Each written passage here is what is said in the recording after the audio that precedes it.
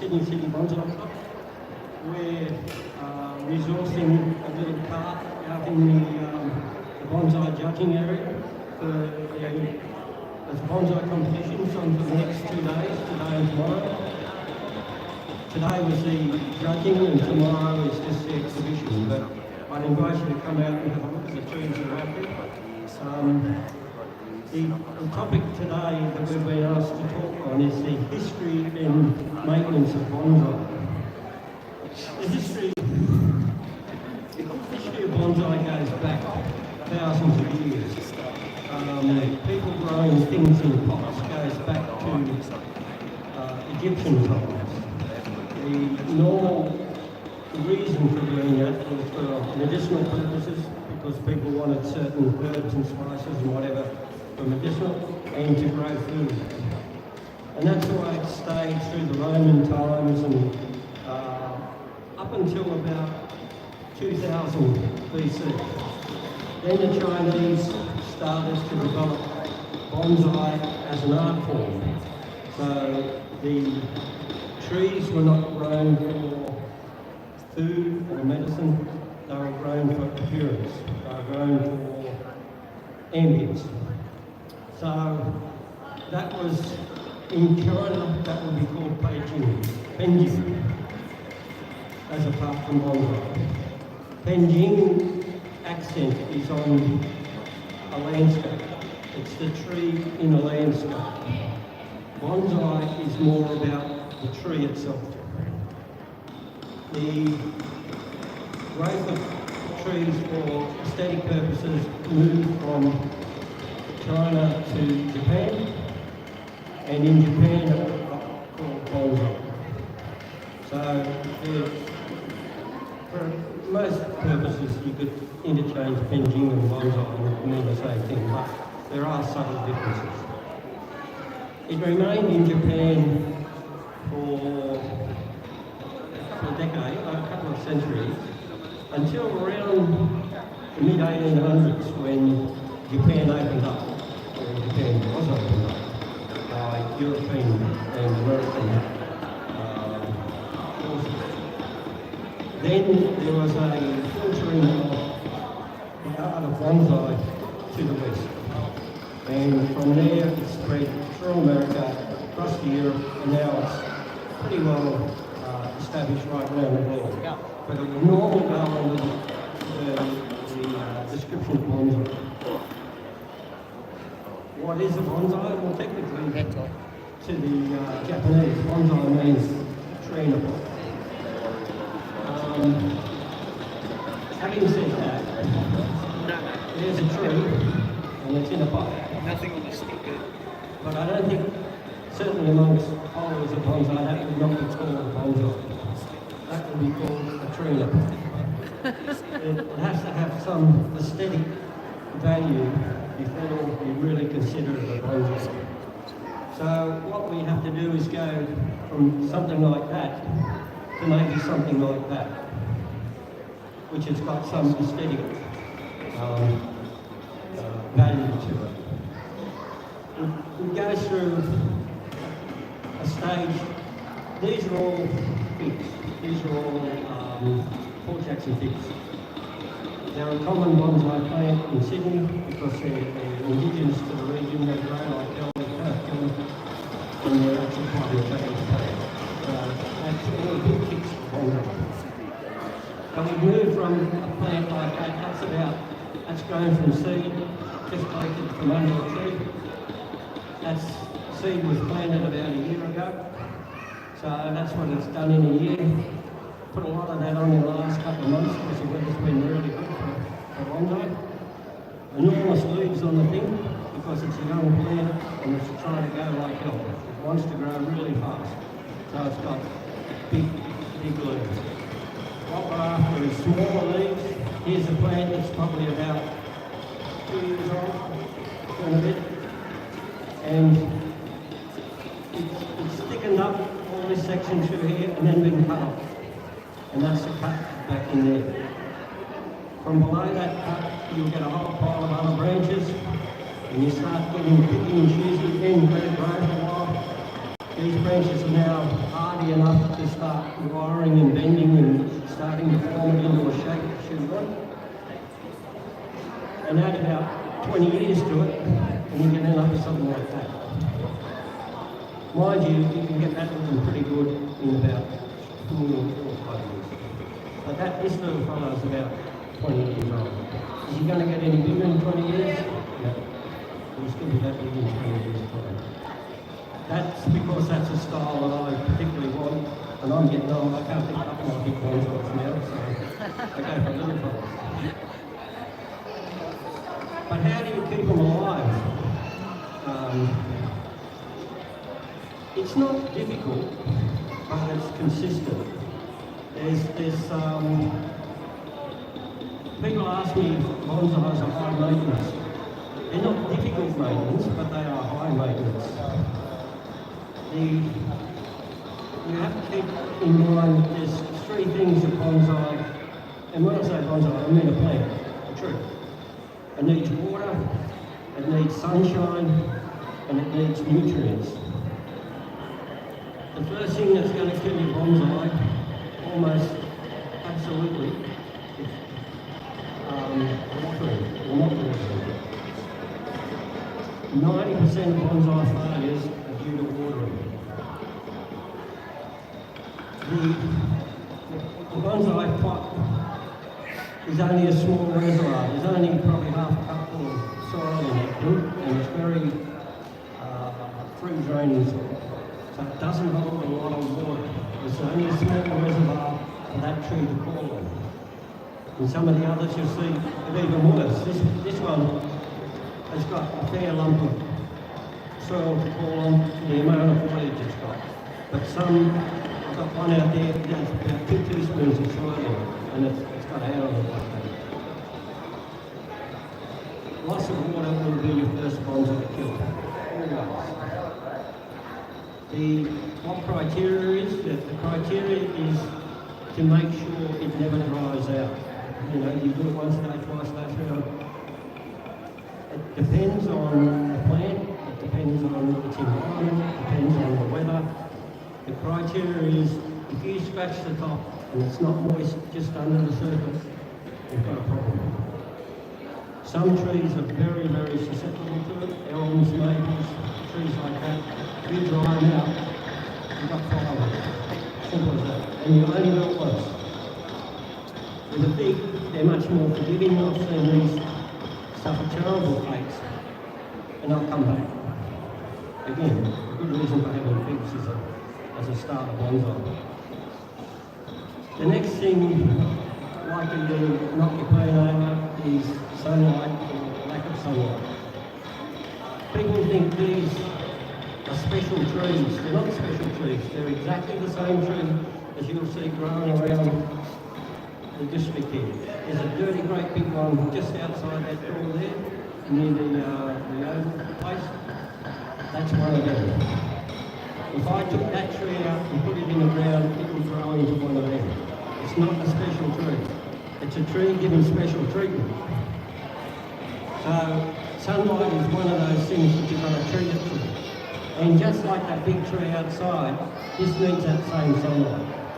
So often we get people come to us and say, you know, my tree died. And you say, well, look it on the mantelpiece. And you say, yeah. And I say, and you barely had to water it. Yeah. And you're wondering why it died? You didn't water it, and you didn't give it sunlight. The third thing that will knock it over is it doesn't get fed. Because the potting mixes are very free draining, they don't hold as much nutrient as you think they will. And because you're watering them regularly to make sure that moisture is maintained in the pot, you'll be leaching the nutrient out.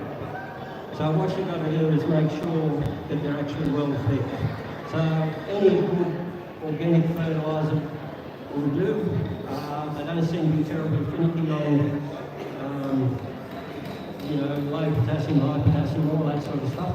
Even the natives, they're not too bad on it. Of course, you're washing it through.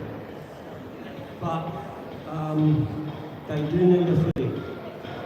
The premise is you feed them half the recommended concentration, but twice as often. So most often people get recommendations to feed once a month. Now, feed every 2 weeks, but only at half the concentration. Stay away from really chemically sort of nitrosols and things like that. They can burn the roots of the things. But if you go for a, Charlie Carp or Power Feed or any one of those things you're going to get from Bunnings or Power, whatever, they'll do the job. Okay, the other thing that might cause some problem is pests and disease. Again, some species are more susceptible than other species. Going back to the old figs, they're pretty good. Nothing much seems to eat them. Whereas clostromans and things like that, they'll really get chewed up by aphids and all sorts of weird and wonderful things. And rusts, they're subject to myrtle rust. If you get myrtle rust, you're dead in the water. But one of your big handy persons about pests is ants. Ants will tell you when something's going wrong, because the ants will be feeding off the residual from the bugs. If the bugs go in and look for sap, there'll be some left over, and that's what the ants want. So if you've got ants on your tree, you've probably got aphid, scale, or some other sap-sucking bug on it. So the ants are saying something's wrong. So that's a good indication to have a closer look at your tree. Mind you, ants will make nests in your tree too, that's not so good. So not so good for you then. Okay.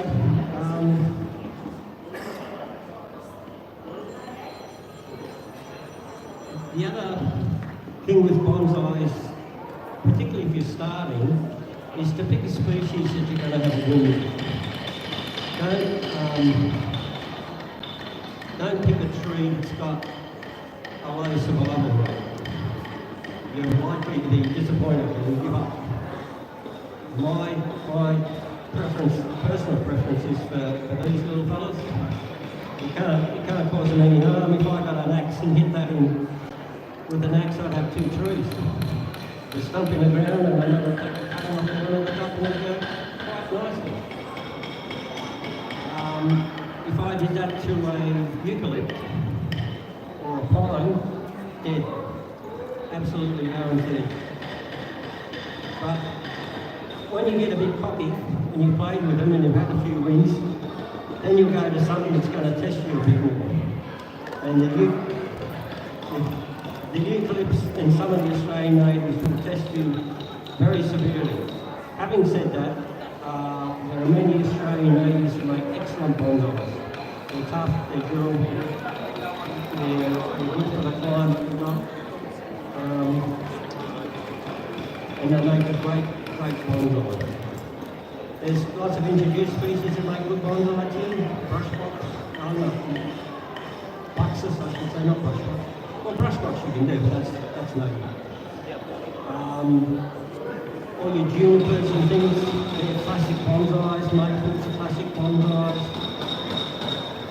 With those though, you've got to be a bit careful, they'll be more susceptible to sunburn and damage.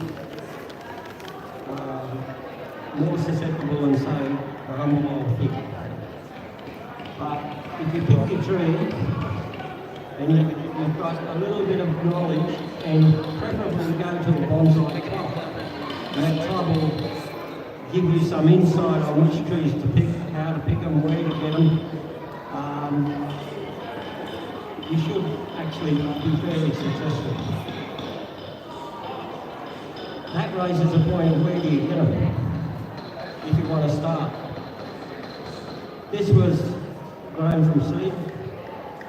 Quite simply, look around any old, preferably a good looking pig, and there'll be fruit on the ground. Pick up the fruit, and providing that fruit has been fertilised, and it needs to have a little wasp go into the fruit and have a play around in the middle of the fruit to fertilise the fruit. If that doesn't happen, the fruit won't be fertile. You can't tell that, you just have to take a photo. put break up the fruits into seeds, and I did that and ended up with 2 dozen of these things. If you can't, or don't have the time, if you don't have the patience or don't have the time, you can buy a tree, like a stock plant from the nursery. I would suggest you go to a bonsai nursery. You can get trees obviously in an ordinary nursery, but nurseries usually grow trees to be straight and narrow and classical. You want trees that are all bent and mangled and whatever. The ones they throw out are the ones that you want, but you're never going to see them. So you can get a nursery tree, preferably from a bonsai nursery. We'll have the trees maybe even semi-trained. The first coat cuts done and whatever in it. You can buy a tree already in the pot, done for you.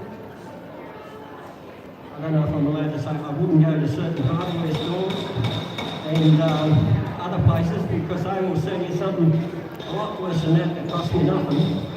In a crummy looking pot, it's a lot worse than that for a lot of money. And you'd be lucky if it's not dead when you pick it up. So again, if you're looking to buy a tree, I would buy a tree from a nursery or join a club, because there's people in the club who will be turning their trees over regularly. They'll have surplus stock. I want to get rid of them. They go on to something else, some other species. You can pick up really good trees at good prices, and you know that they've already been semi-trained, etc. You can buy, the finished product, but I hope you've got plenty of money because they're not going to be giveaway prices. You're talking, I don't know, the record's 1.3 million. So if you've got that sort of money to thrash about on the tree, to buy your tree, good on you. Also remember, you're going to have this basically for life.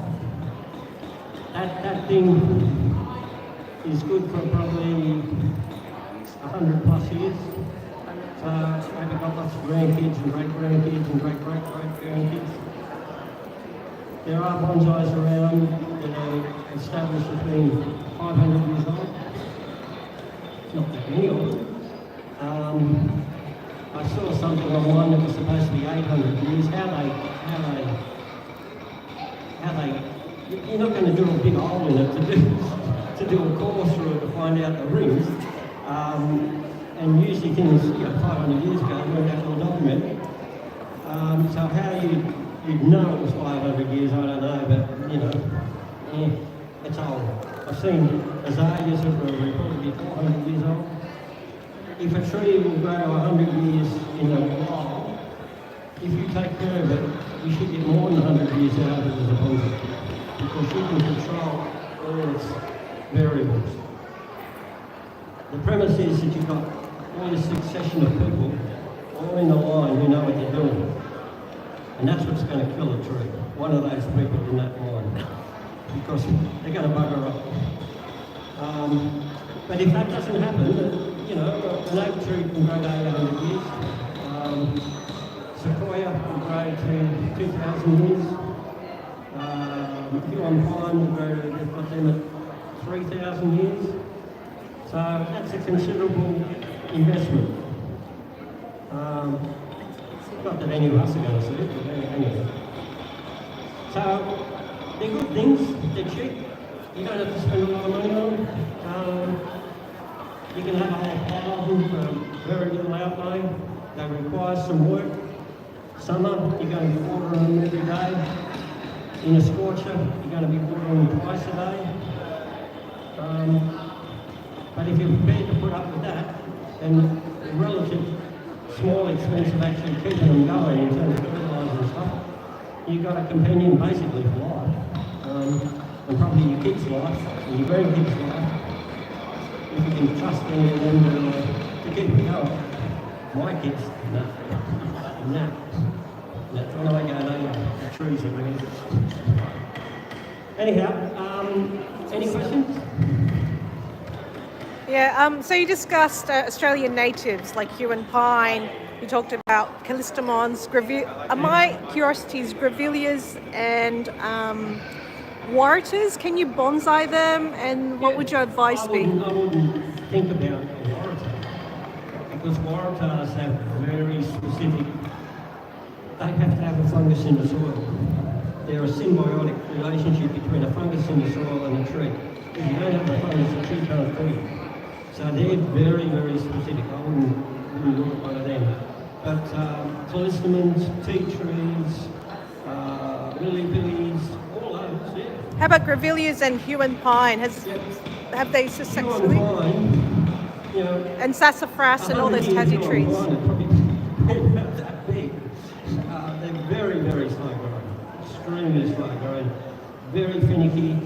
There's one down at the Arboretum down in Canberra. If you go to Canberra, go to the Arboretum, have a look at the tree collection. There's a national bonsai collection there as well. They've got a Huon pine that you would chew it, but you couldn't buy it. I don't think you could ever get it off because that tree is just magnificent. And you've got to flute a tree like that. But yeah, all the others, yeah, I've got eucalypts that I've been fighting for 20 years. The trouble with eucalypts is they're totally unpredictable. You don't know what they're going to do. You know what this is going to do. You can do stuff and you know what they're going to do. But the eucalypt will just look at you in the eye and say, no. We set it all up to do something and then you just and do something completely different.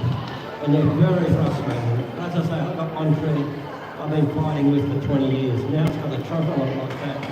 I've had about 4 different trunks on it because I tried to push it this way. It drops the trunk off altogether and grows out that way. Widow makeup. Yeah. So, yeah, natives are great. But pick the right one. And don't make it your first one. It could be your last because you give up in frustration. Any other questions? You were saying about nutrients before. Can you use a slow release nutrient like an osmocote or something? Or not really? Because Just things like good old Charlie Carp. Yeah, so You can spread, you can get those little plastic containers. Yeah. It's like a net. And put chicken pellets in it and push that in a pot. It's got a hole in the bottom. So every time you water it, it gets a little bit of, you can do things like that. Just stay away from the little chemical, aggressive ones because you're likely to overdo it. That's it. If anyone's got any questions you'd like to put to us down the bottom there, we're in the bonsai thing. I'm happy to answer any questions down there. There are, if anyone wants to go, there are a few of these down there which are going free to a good home. Only to a good home. So if you want to have a go, because you can go from that to that. It ain't going to take you 20 years, but that's okay. And you can certainly go to that in a couple of years. And that will look quite good in another 3 years. That will look very presentable little tree. So, question nothing? Sorry? That's a jacaranda. It would if I let it grow up, but I'm not going to let it grow up. Watching fly with bonsai, you spend a lot of time trimming the tree, and that's where your flowers are going to be. So things like jacarandas, if you ever get a flower on it, you'd have to let it just go completely. It'd have to be a bigger tree too. With flowers, can be a danger because they can drain the tree of too much energy. Very often with things like azaleas, they'll flower brilliantly, but as soon as they stop flowering, you have to cut the flowers off because you don't want them to seed. Because they'll suck everything out of the tree to feed the seed. And that can damage the tree. Same if you pick a fruit tree. The fruit will grow very often full size. No, it's very good chance of you killing the tree because the tree will just exhaust itself. Bottle brushes will do the same. I've seen a bottle brush that big with a bottle brush this big on it. You know. Not worth the risk. Okay? you join us down the bottom there if you want to come down and have a talk. And have a look what's down there. There's some nice trees down there. Plenty of more figures down there because I brought them in. Okay, thank you.